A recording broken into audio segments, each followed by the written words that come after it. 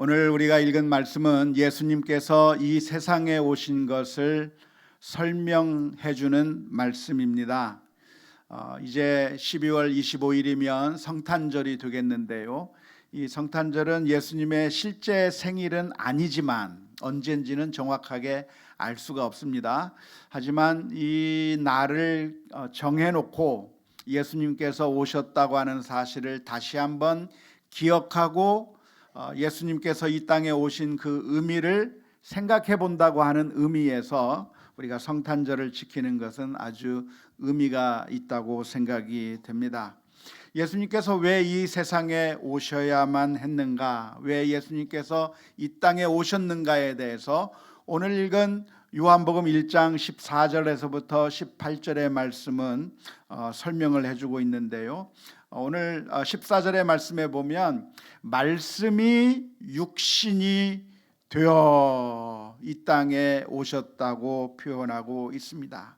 말씀이 육신이 되었다고 하니까 말씀 그러면 무엇이 생각이 납니까? 우리들이 말하는 말을 생각하기가 쉽습니다. 그렇죠? 말씀이 육신이 됐다고 하니까 우리가 하는 이 말이 육신이 됐다라고 흔히 생각하기가 쉽습니다. 하지만 요한복음 1장 14절에서 말씀이 육신이 되었다고 말할 때 그 말씀이라고 하는 그 말이 사실은 우리가 하는 이런 말을 의미하는 것이 아닙니다. 여기서 말하고 있는 말씀이라고 하는 것은 헬라어 단어로 로고스라고 합니다. 한번 따라서 해볼까요?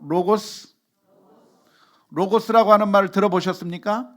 예, 로고스라고 하는 말이 이 말씀이라고 하는 말로 번역할 수 있는 말인데요.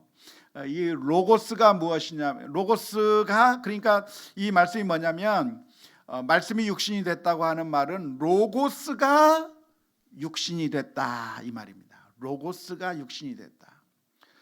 우리가 이 말씀 번역된 이 말씀을 읽으면서는 말씀이 육신이 됐다고 그러니까 우리가 하는 이 말이 육신을 입은 거라고 그렇게 쉽게 생각하지만 이 요한복음을 썼을 때 처음 이 요한복음을 받아들었던 사람들이 로고스가 육신이 됐다라고 하는 이 선언을 읽게 될 때는 어떻게 이해하게 되냐면 하나님이 육신을 입었구나 라고 하는 것으로 이해했었을 것이라고 생각을 합니다.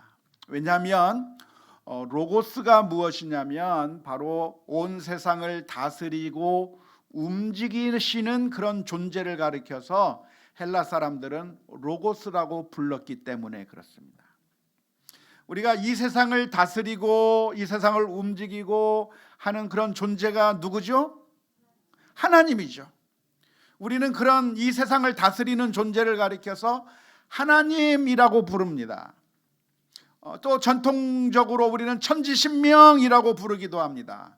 하느님이라고도 부르기도 합니다. 그러니까 우리 동양적인 사고 속에서는 이 세상을 다스리고 움직이고 하는 분을 누구라고 부르냐면 하나님하고 부르고 천지신명 이렇게 부르고 상제라고 부르기도 하고 여러 가지 용어로 우리가 부르는데 헬라 사람들은 이 세상을 다스리고 이 세상을 움직이고 하는 그런 분을 누구라고 불렀냐면 로고스라고 불렀어요. 어떻게 그렇게 금방 잘하셔요? 제가 설명한 걸 그렇게 정확하게 잘 이해하십니까? 헬라 사람들은 어떻게 불렀냐면 로고스라고 불렀어요. 헬라 사람들이 생각하기에 이 세상에 데오스가 있고 로고스가 있다고 생각을 한 거예요. 데오스가 무엇이냐면 번역하면 하나님이거든요. 하나님이 계셔서 천지를 창조하시고 하나님이 계셔서 인간의 운명을 결정하시고 하는 그런 데오스 하나님도 계시지만 헬라 사람들의 생각에 로고스라고 하는 것이 있는데 이 로고스가 이 세상을 다스리고 움직이고 하는 존재라고 그렇게 생각을 한 겁니다. 그러니까 헬라 사람들의 마음 가운데 하나님 데오스 또 로고스라고 하는 그런 존재가 있는데 그 헬라 사람들을 향해서 요한 사도가 이 하나님의 말씀을 기록하면서 설명하는 겁니다. 여러분들이 이 세상을 움직이고 있다고 생각하는 바로 그 로고스라고 하시는 분이, 다시 말하자면 로고스가 누구를 의미합니까? 하나님을 의미하는 거예요. 요한복음에서 1장 1절에서 말씀하시기를 태초에 말씀이 계시니라. 다시 말하자면 말씀 대신에 무엇을 대신 집어넣을 수가 있죠? 로고스를 집어넣을 수가 있는 거예요. 태초에 로고스가 계시니라. 이 로고스가 하나님과 함께 계셨으니 이 로고스는 곧 하나님이시니라 라고 하는 것이 요한복음 1장 1절의 말씀입니다. 다시 말하자면 이 하나님과 같은 존재인 이 로고스가 육신을 입고 이 세상에 내려왔다라고 오늘 읽은 요한복음 1장 14절의 말씀 가운데서 설명해 주고 있습니다. 그러니까 예수님께서 베들레헴의 마구간에서 예수님께서 태어난 것은 그냥 한 인간이 태어난 것이 아니라 누가 태어난 것이라고 말할 수 있습니까? 하나님이 태어난 거예요. 하나님께서 온 우주 만물을 다스리고 움직이시는 그 로고스께서, 그 하나님께서 인간의 육신을 입고 베들레헴의 마구간 가운데서 태어난 것이라고 오늘 설명해 주고 있는 것입니다. 하나님께서 육신을 입고 이 세상에 오셨다고 하는 것은, 여러분은 이 이야기를 들을 때 충격적으로 받아들이십니까? 그런가 보다 하면서 받아들이고 계십니까? 그런가 보다 하고 받아들이고 계십니다. 하지만 헬라 사람들은 이 이야기를 들을 때 깜짝 놀랄 만한 일입니다. 왜냐하면 로고스, 다시 말하자면 그 하나님께서 어떻게 이 세상에 오실 수가 있단 말인가?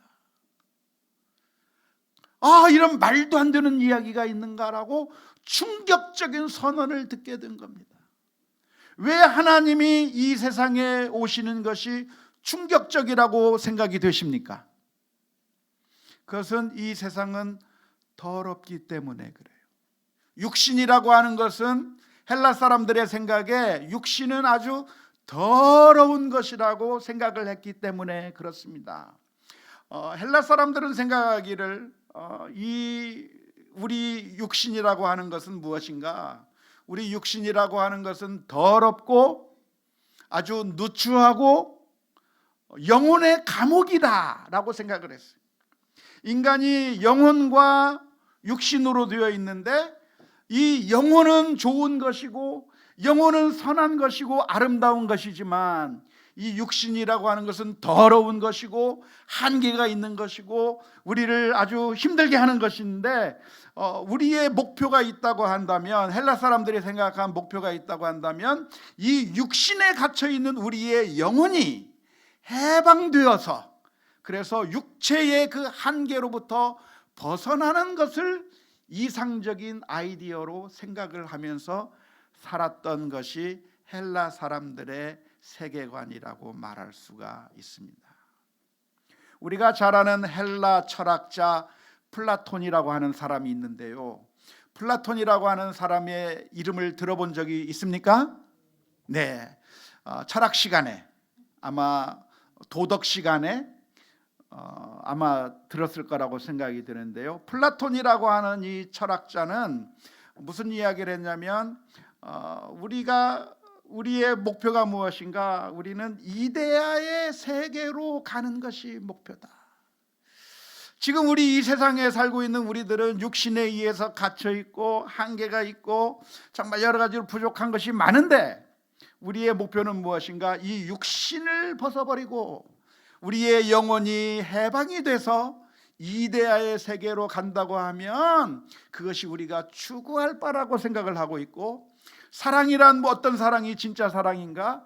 육신을 가지고 하는 사랑은 더러운 사랑이고 우리의 사랑은 정신적으로 하는 사랑, 정말 이 영혼이 하는 사랑이야말로 진짜 사랑이기 때문에 플라토닉 러브는 무엇을 말합니까?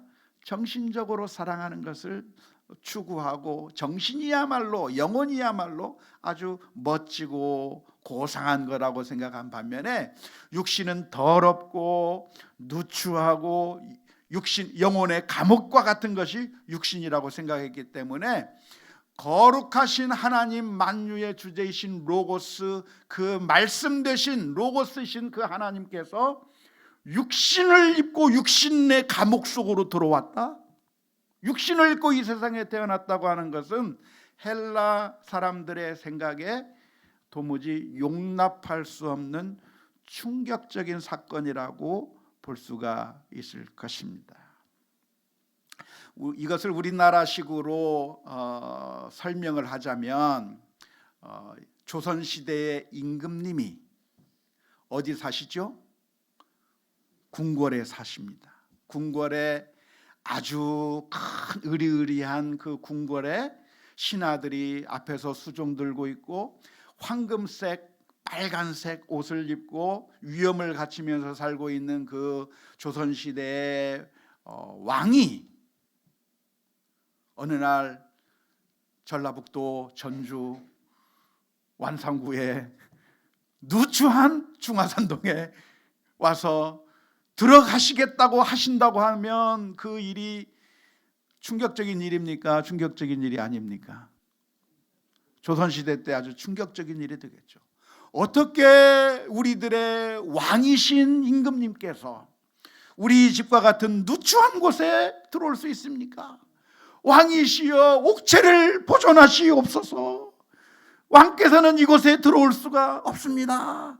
절대로 그렇게 하시면 안 됩니다 하면서 들어오지 마시라고 했을 법한 그 그림을 한번 생각해 보시면 좋을 것 같아요. 그런데 오늘 이 헬라 사람들의 보기에 충격적인 이 일, 어쩌면 헬라 사람들뿐만이 아니라 우리나라 사람들에게도 아주 충격적인 사건이 무엇이냐면 보통 조선의 임금이 아니라 조선 정도의 임금이 아니라 온 세상 만물을 다스리시는 하나님께서 로고스 되신 그 주님께서 어떻게 인간의 몸을 입고 인간들과 함께 어울리시면서 죄인들과 함께 잔치를 벌이고 이 세상에서 뒹구는 그 모습을 어떻게 그 하나님께서 하시게 되었는가? 이것이야말로 충격적인 일이라고 말할 수가 있을 것입니다.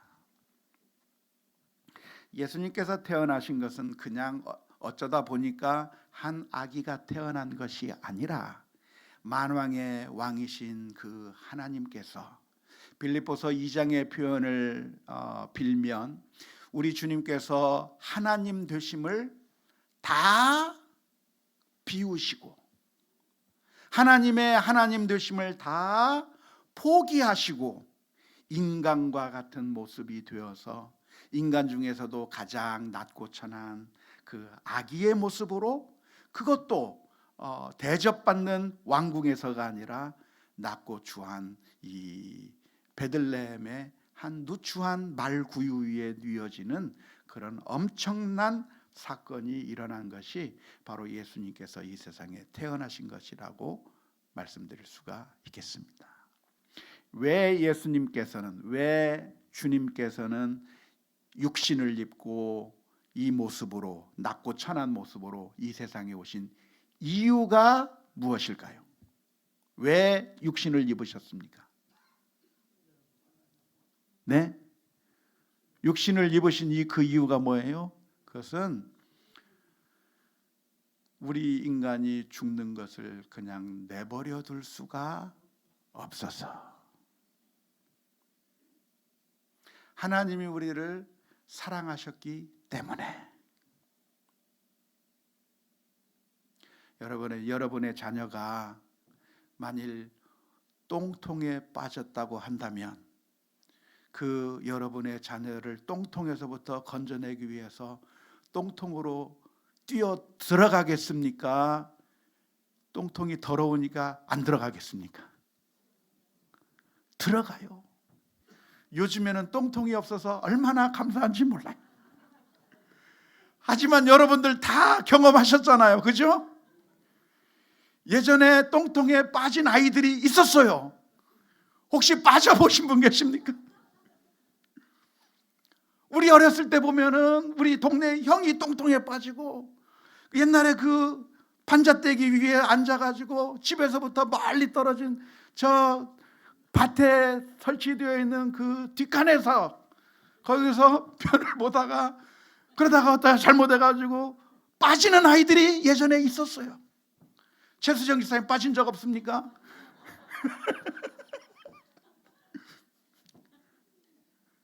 그때 빠졌을 때 살려달라고 하면 누가 달려와요? 저 멀리 있는 어머니가 어떻게 그 소리는 들어요. 그래서 막 달려와서 그 똥통 속에서 자기 자식을 그 더러운 똥을 다 온몸에 묻히면서. 그 이유가 무엇이죠? 사랑하기 때문에. 사랑하는 성도 여러분, 하나님은 우리를 사랑해 주셨습니다. 이 세상 다른 종교는, 이 세상 다른 모든 종교의 신은 저 높은 하늘 위에서 꼼짝도 안 하고 그 자리를 그대로 지키고 있습니다. 꼼짝도 않고 지키면서 우리 인간을 향해서 뭐라고 이야기하냐면, 내가 너희들에게 사랑을 축복을 베풀어 주고 내가 너희들에게 복을 내려 주려고 하는데 나한테 얼마나 잘하나 보자. 그러면서 이 세상 모든 종교의 신들은 저 하늘 꼭대기에만 있어서 움직이지 않습니다. 그 신의 마음을 움직이려면 500만 원짜리 굿 갖고는 안 돼요. 돈이 없어도 빌려다가 1000만 원짜리 굿을 하고 1억 원짜리 굿을 하고 그러면 그때서야 겨우 응답해 주겠다고 해요. 저 어떤 신은 저 하늘 위에 있어서 우리가 우리 가정도 내팽개쳐 버리고 우리들의 육신의 모든 인연을 다 끊어버리고 산속에 들어가서 혼자 참선을 하고 무릎을 꿇고 자기 자신을 학대하면서 매일매일 그렇게 고행의 고행을 거듭하면서 자기 자신을 정말 높은 경지에까지 그렇게 돌을 닦으면 그때서야 너를 부처로 만들어 주겠다. 그때서야 내가 변화되겠다라고 하면서 완벽하게 자신의 돌을 닦은 사람들에게만 은혜를 베풀겠다고 하는 것이 이 세상 종교의 모습이에요. 공양미 300선을 갖다 바쳐야 눈을 뜨게 해주겠다고 하는 것이 이 세상 종교의 가르침이고, 테러를 해서 수많은 사람들을 죽이고 폭탄을 두르고 들어가서 내 자신을 폭발시키면서 수많은 사람들을 힘들게 만들면서 그래서 자신을 죽이는 그 모습을 보여주어야 그때서야 천국에 들여보내주겠다고 말하는 것이 이 세상 모든 종교의 신들이에요. 왜냐하면 이 세상 모든 종교의 신들은 아버지가 아닙니다. 그냥 재판관이고 그냥 심판자일 뿐이고 아무런 애정의 끈이 없이 우리가 어느 정도 잘했느냐 잘하지 못했느냐에 따라서 잘하면 상 주고 못하면 벌 주는 아주 무심한 그런 신들이 이 세상 모든 종교의 신들입니다. 하지만 하나님은 다른 하나님이에요. 우리 하나님은 어떤 하나님이신가? 우리를 너무나도 사랑하시는 하나님 아버지세요. 그래서 우리가 죄의 똥통 속에 빠졌을 때 안 되겠다 하면서 그냥 내팽개쳐 버리고 끝내버린 것이 아니라 우리 하나님께서 하늘의 보좌를 버리고 자신의 모든 것들을 다 내팽개쳐 버리고 이 땅에 인간의 몸으로 와서 우리를 건져내시기 위하여 그 인간의 모든 죄악의 더러움을 자기 자신에게로 다 감염시키고 그 죄를 다 해결하기 위해서 십자가 위에서 피 흘려 주신 분이 바로 예수 그리스도이십니다. 이심을 믿어야 될 줄로 믿습니다. 요한복음 1장 17절의 말씀은 이렇게 기록합니다. 율법은 모세로 말미암아 주어진 것이요 은혜와 진리는 예수 그리스도로 말미암아 온 것이라. 율법이라고 하는 것은 사실 좋은 것입니다. 나쁜 것이 아닙니다. 하지만 그 율법에게 한 가지 근본적인 그 약점이 있는데, 그것은 무엇이냐면 우리 가운데 그 누구도 율법에 의해서 의롭다고 받을 사람이 단 한 사람도 없다고 하는 것이죠. 우리 가운데 그 누구도 하나님의 마음에 합할 정도로 완벽하게 거룩하고 100% 완벽하게 살 수 있는 사람이 단 한 사람도 없는 것이 문제예요. 저는 완벽하게 잘 지킬 수 있을까요? 목사니까? 네? 섭섭한데요. 근데 어쩔 수 없어요. 기회가 주어지면 죄짓고, 기회를 차단하니까 그래도 좀 낫지, 기회가 생기면 또 넘어지기 쉬운 우리들의 연약한 모습 때문에 하나님 앞에 나아가기가 불가능한 것이 우리들의 모습입니다. 그런데 이 율법으로 우리가 의로워질 수 없는데, 모세가 준 율법으로는 그 누구도 하나님 앞에 나아갈 수 있는 사람이 없는데, 율법만 주어진 것이 아니라 무엇이 주어졌어요? 은혜가 주어졌다. 이 은혜가 누구로부터 왔습니까? 예수 그리스도로부터 왔다. 우리 주님께서 우리들의 죄와 허물을 다 짊어지시고 우리에게 구원을 베풀어 주셨기 때문에 우리가 하나님 앞에 나아갈 수 있는 자녀의 특권을 얻게 된 줄로 믿습니다. 우리의 더러운 심령을 가지고는 하나님을 볼 수도 없고, 우리가 우리의 모습을 가지고 하나님 앞에 나아가게 되면 심판과 멸망을 당할 수밖에 없는 것이죠. 우리가 하나님을 왜 볼 수가 없습니까? 만일 우리가 하나님을 보게 된다고 하면 망하게 될 것이기 때문에 그래요. 이사야 선지자가 하나님을 뵀습니다. 그러면서 내가 하나님을 뵀으니까 하나님 반갑습니다. 정말 좋네요 하면서 하나님 오랫동안 만나고 싶었습니다. 사인 한번 해주세요 하면서 하나님 앞에 가서 당당하게 설 수 있었던 것이 아니라, 이사야 선지자는 하나님의 모습을 보는 그 순간에 자기 자신의 그 더러운 죄를 발견하게 되는 거죠.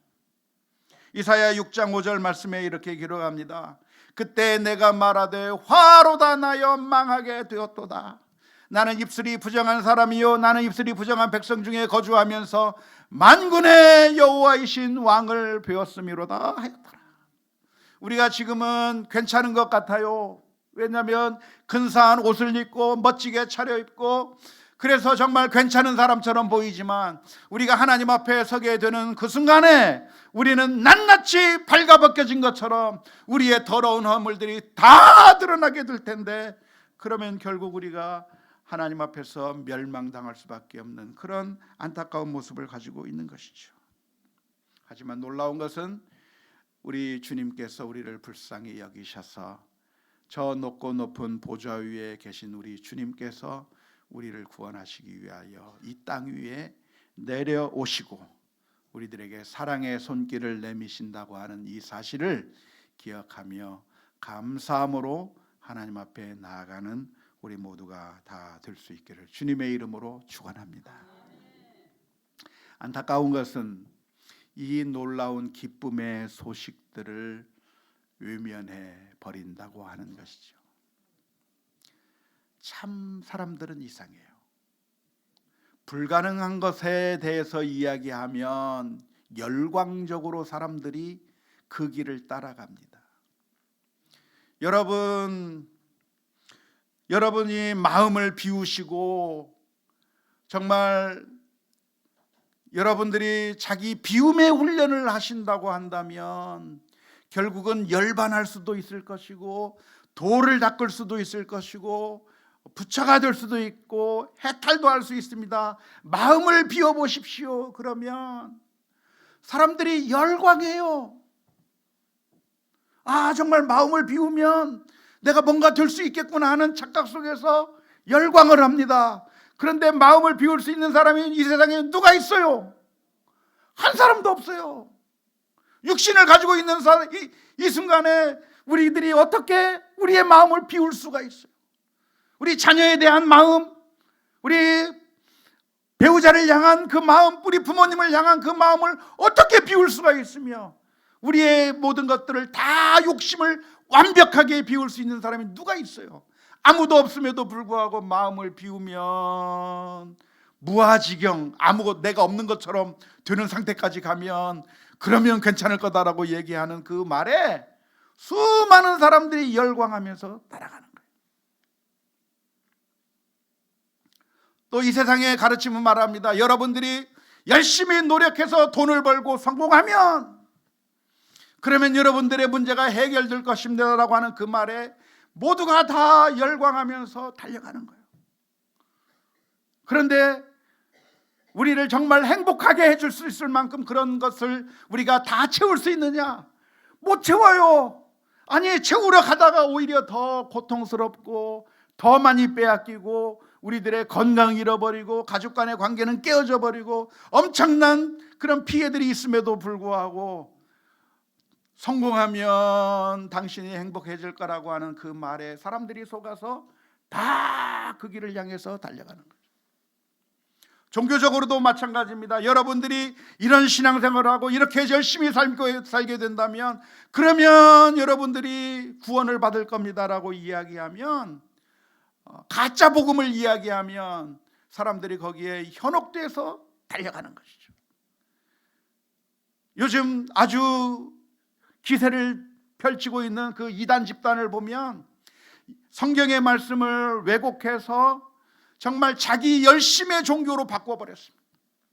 자기 종교 지도자를 믿고 따르고 그래서 자신의 모든 것들을 다 바치고 헌신하고 그렇게 하면 그러면 14만 4천 명 안에 들어갈 거라고 하는 그 말에 수많은 사람들이 속아서 열정적으로 그 길에 달려가는 거예요. 우리들의 짐을 지고 우리들의 죄악의 짐을 지고 그것을 없애기 위해서 열심히 노력하면 그러면 바뀔 거라고 하는 그 말에 사람들은 열정적으로 따라가는 겁니다. 그렇지만 참된 기쁨의 좋은 소식이 무엇이냐면 여러분 그렇게 할 필요 없고 하나님께서 여러분을 위해서 베풀어 주신 그 구원의 기쁜 소식이 있다고 하는 사실을 믿으십시오. 그러면 어려워요, 쉬워요? 돈 들어요, 안 들어요? 힘들 게 아무것도 없어요. 믿으면 되는 거야. 믿으면 되는 건데 이 수많은 사람들이 일부러 안 믿겠대요. 일부러 안 믿겠다. 그리고 멸망의 길로 가는 거예요. 원하기는 저와 여러분들이 이 성탄의 날을 우리가 다가오면서 하나님께서 우리를 얼마나 사랑하셨나, 하나님께서 우리를 위해서 그 놀라운 사랑을 베풀어 주셨다고 하는 사실을 발견하면서 믿음의 길, 주님께서 우리들의 마음 가운데 오셔서 나의 주가 되어 주시고 변화시켜 주옵소서.